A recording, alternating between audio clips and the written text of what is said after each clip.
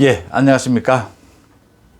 오늘 아침에는 문재인 대통령의 지지율, 또 민주당의 지지율이 이제 다시 폭락을 했다라는 소식이고요.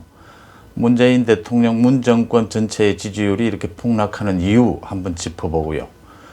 그 다음에 박범계에 이어서 대법원장인 김명수, 또 문화관광부 장관 후보자인 황희, 이 쭉 조국 추미애에 이어서 쭉 이렇게 상식 이하의 수준 이하의 행동을 보이는 문정권의 사람들, 왜 그런 일들이 벌어지는지, 이 사람들이 이렇게 상식 이하의 수준 이하에 이렇게 처신을 하는데도 왜 그 일이 지금 야당의 대응이나 또 뭐 일부 언론의 대응이 잘못되고 있다라는 부분을 한번 얘기해 보고자 합니다. 문정권의 지지율이 1월 들어서, 지난해 말 이어서 1월 들어서 좀 회복이 되다가 이제 다시 문재인 대통령의 지지율은 30%대로 내려앉았고, 서울과 부산, 지금 서울과 부산이 가장 관심이 크지 않습니까? 서울과 부산에서도 지난해 연말 수준으로 다시 국민의힘이 야당이 훨씬 앞서가기 시작했습니다. 민주당을. 그 부분에 대한 이야기입니다. 리얼미터가 지난 1일에서 5일까지 전국에서 2,500명을 대상으로 조사를 했습니다. 문재인 대통령의 국정수행 지지율이 하락을 해서 39%대입니다. 39%대고 잘한다죠. 잘 못한다는 56%대로 다시 올라갔습니다. 60%를 넘어섰죠. 그 다음 35%까지 내려갔었죠. 지난해 연말에는. 그렇게 다시 하락하는 추세다, 이렇게 보입니다. 서울에서 국민의힘 지지율은 좀 상당히 많이 올라서 6.3%포인트나 상승을 해서 35.2%, 민주당은 25.7%, 차이가 꽤 납니다. 35, 25니까 10% 정도 차이가 납니다. 부산, 울산, 경남에서는 국민의힘이 39.6%, 민주당은 24.4%, 무려 15% 차이가 납니다. 이런 정도, 그러니까 부산에서 15%, 서울에서 10%, 야당이 앞서는 것, 이런 정도가 지금 현재 상당히 합리적으로 이해가 되는 그런 수준이다, 이렇게 볼 수가 있겠고요. 문재인 대통령의 지지율은 더 떨어지지 않겠느냐, 이렇게 보입니다. 그것이 정상이다. 지금 뭐 현재 나오고 있는 북한 원전 문제라든지 박명수, 황희 후보자, 그 다음에 뭐 박범계 법무부 장관과 윤석열 총장에 이어지는 갈등들, 이런 것들을 보건대 문재인 대통령의 지지율은 더 떨어져야 한다. 그런데 왜 생각보다 더 떨어지고 또 안정되지 못할까 하는 부분들을 많이 얘기를 합니다. 정권 말기에 한번 떨어지면 사실은 반등이 있다 하더라도 그렇게 크지 않고 계속 하락하는 추세를 보여주는 것이 일반적이고, 지금 문정권의 실정, 총체적인 실정을 보건대 왜 다시 저렇게 43%까지 다시 올라갔지 않습니까? 리얼미터 지지율로 비교를 해보더라도 이게 왜 이렇게 다시 이렇게 큰 폭으로 반등이 될까 하는 부분들인데, 저는 여기에는 뭐 일부 문재인 정부가 유화적인 국민 통합을 내세우면서 좀 이렇게 국정을 전환시키는 요소도 있었다, 연초에. 그런 부분이 있지만 저는 더 큰 몫은 야당입니다. 다른 정권의 말기와는 다르게 자꾸 현 집권 세력이 잘못하고 있는데도 불구하고 좀 큰 폭의 반등을 보이고 오르락내리락 하고 있는 부분들은 지금 국민들이 야당에 대한 신뢰를 충분히 하지 못하고 있기 때문이다. 특히 서울과 부산, 선거가 치러지는 서울과 부산에서 그런 현상들이 더 나타난다, 이렇게 보입니다. 야당이 충분하게 국민들의 신뢰를 얻지 못하는 상황에서 이런 지지율 등락이 다소 일어난다. 하지만 전체적으로는 계속 하락세로 갈 수밖에는 없다. 왜냐하면 지금 문재인 정부로서는 구조적 악순환에 걸렸다, 이렇게 보입니다. 지금 조금 이따 제가 말씀을 드리는 소위 수준 이하의 사람들이 문정권 조국 이후에 수준 이하의 사람들로 계속해서 말썽이 일어나는 이유는 문정권이 어떻게 해볼 수가 없는, 자신들의 정권 말기에 자신들끼리만의 인재풀을 할 수밖에 없는 지금 상황이 됐고, 그렇게 하는 데는 이제 정권 재창출 외에는 다른 방법이 없기 때문입니다. 지금 국정을 다시 정상화시키고 균형을 찾는 것은 이미 틀렸다라고 자기 스스로도 보는 거죠, 지금. 그러니까 밑바닥에 국정이 가 있는데 이걸 해결하는 방법은 더 오히려 자기들끼리 결집을 해서 정권 창출, 재창출로 가는 그 외에는 방법이 없다라고 보고 있기 때문에 상당히 국가, 나라로 보면은 굉장히 지금 불행한 상황으로 가고 있다. 이런 경우에는 사실은 국가 전체로 보거나 또는 문재인 정권을 보더라도 이 정권을 교체시켜 줘야 되는 이런 상황인데, 이게 지금 야당이 해낼 수 있느냐라는 부분이 이제 지금 유동적인 이런 지지율로 나타나고 있다, 이렇게 보입니다. 결국 자기 편만 챙기다 보니까 능력이 현저히 떨어지거나 또 부도덕한 사람들, 이런 사람들이 이제 충성도는 강할 수밖에 없거든요. 이 충성도만을 보게 되니까 능력이 떨어지고 부도덕한 사람들로 계속 말썽은 일어날 수밖에 없는 겁니다. 근데 이 국정 기조를 바꿀 수가 없는 거죠.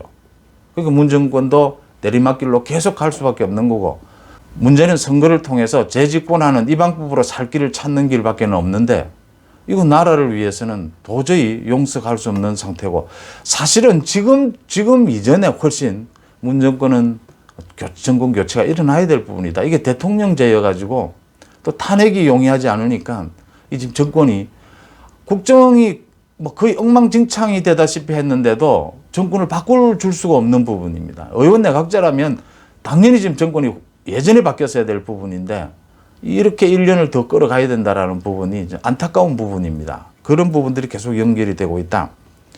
지금 대법원장인 김명수가 입만 열면 거짓말을 하고 하는 행동에서 지금 이제 다 드러났지 않습니까? 대법원 주변에서 김명수가 그동안 해온 행태, 이 여당과 탄핵 거래를 하고 자기 휘하의 판사를 탄핵시키는데 협조해주기 위해서 입만 열면 거짓말을 하고 뒤통수를 치고 이런 수준 이하의 행동을 해왔다.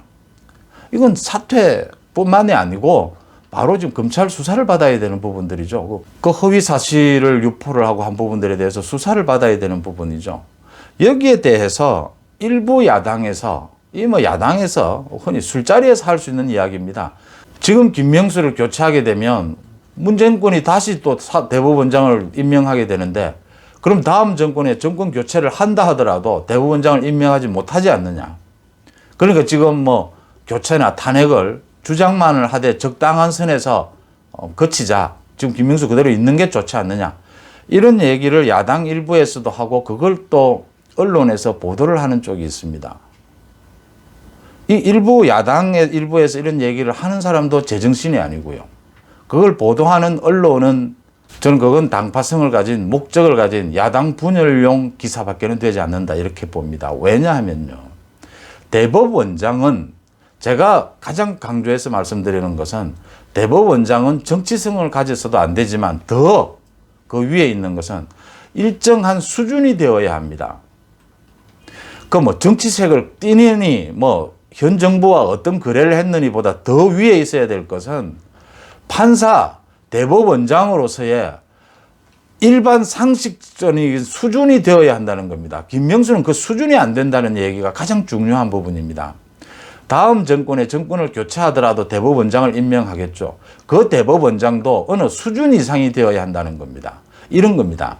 김명수가 자기를 임명해 준 문 정권과 우호적인 관계를 가져갈 수 있습니다. 그럴 수 있습니다. 그런데 그 우호적인 관계가 겉으로 드러나는 명시적인 이런 헌법을 무시하는 이런 짓거리를 해서는 안 된다는 겁니다.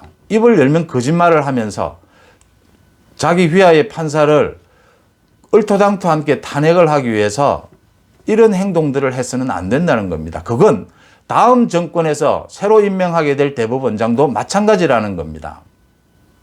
그 부분을 지키자는 것이지, 상식적인 수준에서 대법원장은 이런 사람이어야 한다 라는 수준을 지키자는 것이지, 그러면 지금 야당 일부에서나 언론이 이야기하는 것처럼 그럼 김명수를 지금 그대로 두자라는 건,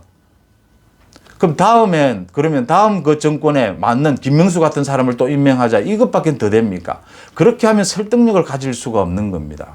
지금 제가 아는 한 많은 국민들이 바라는 건 상식적인 수준의 정치적인 중립을 지키고 상식적인 수준의 대법원장에 처신을 하라라는 겁니다. 그걸 하지 못하는 사람은 옷을 벗고 잘못을 했으면 검찰의 수사를 받아야 된다는 겁니다. 그건 다음에 정권이 교체가 됐어도 마찬가지의 잣대를 갖다 대야 된다는 겁니다. 그래야 설득력이 있는 것이죠. 박범계 법무부 장관 이야기를 또 해보겠습니다. 오늘 아침에 박범계는 출근하면서 많은 언론들이 박범계가 윤석열을 패싱했다. 자기가 패싱한 적이 없다. 어제 인사를 하면서 윤석열 쪽에 통보를 했다. 바로 코앞에서 했겠죠. 그 다음에 윤석열이 원하는 인사를 거의 들어주지는 못했지만 많은 부분을 또 원하는 원전 수사를 하고 있는 대전지검장이나 또 다른 부분들 일부 들어준 부분도 있다라고 했습니다.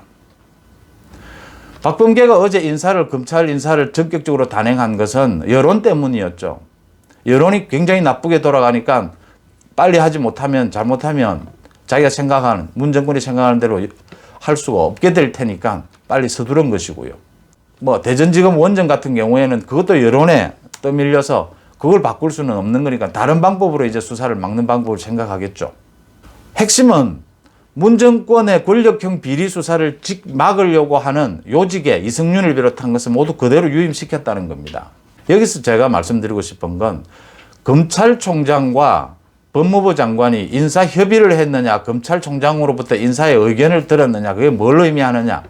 이것은 그렇게 중요한 것이 아니라는 겁니다. 윤석열을 패싱했느냐 안 했느냐는 중요한 것이 아니라는 거죠. 핵심은 권력형 비리 수사를 막기 위해서 문 정권이 또 그런 검찰 인사를 했느냐라는 겁니다. 윤석열이 중요한 것이 아니고 윤석열이 요구했어가 아니고 윤석열이 요구하는 것에 많은 국민들이 동의하는 것은 그것이 검찰의 중립, 살아있는 권력에 대한 수사를 그대로 한치의 오차도 없이 추진하라라고 하는 그것이 윤석열의 뜻이라고 국민들이 믿고 있기 때문에 거기를 지지하는 것이고 지금 검찰의 인사에서 중요한 것은 그런 국민의 뜻을 받들어서 그런 검찰 인사를 했느냐라고 하는 부분입니다. 그 다음 검찰총장을 인사해서 패싱을 했느니 인사 의견만 듣고 하나도 반영을 안 했느니 그게 협의냐 논의가 있을 수 있는 거죠. 중요한 포인트가 아니라는 겁니다. 이렇게 포인트를 물타기를 하면 핵심을 흐리게 되죠. 이 언론 보도도 그런 겁니다.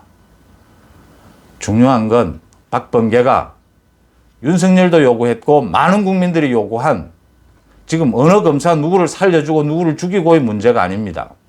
문 정권 살아있는 권력에 대해서 수사를 해야 하는 그 엄정한 수사를 할 수 있도록 지금까지 지난 1년 동안 그 권력형 비리 수사를 막고 있었던 사람들을 배제시키고 수사를 할 수 있도록 하는 그런 인사를 했느냐 하지 않았느냐의 문제입니다. 그런 점에서 박범계는 인사청문회부터 보여주다시피 그대로 수준 이하의 행동을 또 보여주고 있다. 수준 이하뿐 아니라 그냥 문 정권의 하수인으로서의 법무부 장관 그 이상 이하도 아니다라는 부분입니다. 지금 조국 사태부터 제가 말씀드리는 어느 편을 들 수 있습니다. 당파성을 가질 수 있고 정파성을 어느 정도 가질 수 있습니다. 근데 수준 이하의 행동을 보여주는 문 정권의 사람들, 조국, 추미애, 박범계, 이용구 법무부 차관 술에 취해서 택시기사를 패고 또 그걸 경찰에서 덮기 위해서 이건 보지 않아도 하나둘씩 다 드러나고 있지 않습니까? 권력을 이용해서 무슨 짓을 했는지. 그 다음 또 김명수, 여기에 또 한 사람 더 등장을 했습니다. 문화체육관광부 장관 후보자죠. 황희 민주당 의원. 황희도 어지간합니다. 국회 본회의장에 빠지고 가족들끼리 스페인 여행을 갔다 왔습니다. 그런데 본회의장 빠진 이후로는 병가를 냈습니다. 문제가 되자 비서진이 잘못 알고 실수로 병가를 냈다고 합니다. 비서진의 실수, 보좌진의 실수로 떠넘기는 경우가 간혹 있습니다.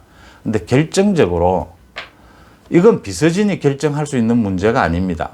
지난번에 박범계가 재산 등록을 비서진의 실수로 재산 등록을 잘못했다.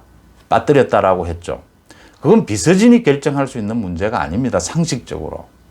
그런 경우에 국회의원회관에서 여든 야든 어떤 의원이든 이런 건을 가지고 비서진이 결정할 수 없는 성질의 것을 비서진에게 떠넘기는 짓거리는 하지 않습니다.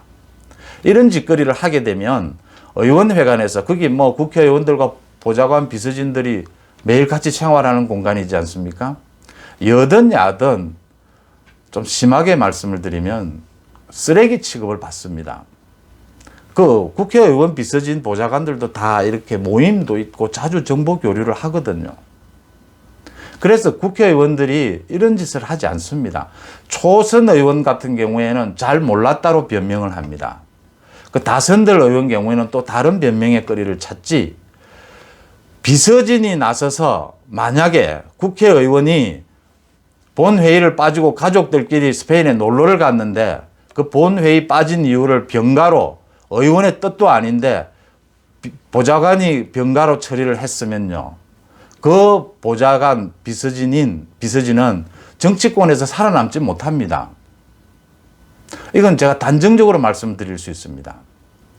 국회의원의 재산 등록을 국회의원의 뜻과 다르게 비서진이 누락시켰다면 그 비서는요, 이 정치권 안에서는 밥을 벌어먹고 살지 못합니다. 이건 누구를 자꾸 물어보셔도 상식적인 겁니다. 비서진이 나서서 할 일이 있고 안 할 일이 있습니다. 제가 드리는 말씀은 물론 황이나 박범계가 다 시켜서 한 겁니다. 그런데 변명으로도 이 비서진의 실수로 이런 걸 했다라고 말하지 않는다는 겁니다. 변명으로도. 그런 걸 말하는 이 사람들의 수준은 철면피에 가까운 겁니다. 이 비서진들 사이에서는 이미 사람도 아니라는 소리가 나오게 됩니다. 이렇게 되면. 이런 짓거리를 하는 겁니다. 이런 짓거리를 황희는 충분히 할 수 있는 사람입니다. 세 가족이 한 달에 생활비를 60만 원 썼다고 하고, 이 사람은 이거 보면 황희는요, 이 국회의원 돈 벌기 위해서 국회의원이 된 사람 같아요. 이 보면 하는 행동이나 모든 게. 기가 막힌 건 김명수 대법원장의 경우에서 보듯이 거짓말을 하고 그 거짓말을 듣기 위해서 또 거짓말을 합니다. 또 이 거짓말을 듣기 위해서 또 거짓말을 해야 합니다. 대법원장이 이런 짓거리를 하는 겁니다. 우리가 막장 드라마라고 하지 않습니까? 자기가 임명될 때, 그 임승건 부장판사 말입니다. 자기가 그 임명될 때 야당 로비까지 시킨 사람에게 인간적으로 이런 짓거리를 하는 겁니다. 뒤통수를 때리는. 박범계 오늘 아침에 출근하면서 윤석열 총장을 패싱한 적이 없다. 윤석열 총장에게 무슨 인사 협의를 안 해도 됩니다. 살아있는 권력에 대한 비리를 제대로 수사할 수 있게 검찰 인사를 한다면 검찰총장 패싱 아니라 무시해도 괜찮습니다. 근데 박범계는 10%도 5%도 그렇게 할 수 있는 재량이나 정치적 감각이나 인간적 수준을 갖고 있지 못한 사람입니다. 그렇기 때문에 임명한 것이죠. 오늘 좀 심한 이야기를 한 것 같습니다. 고맙습니다.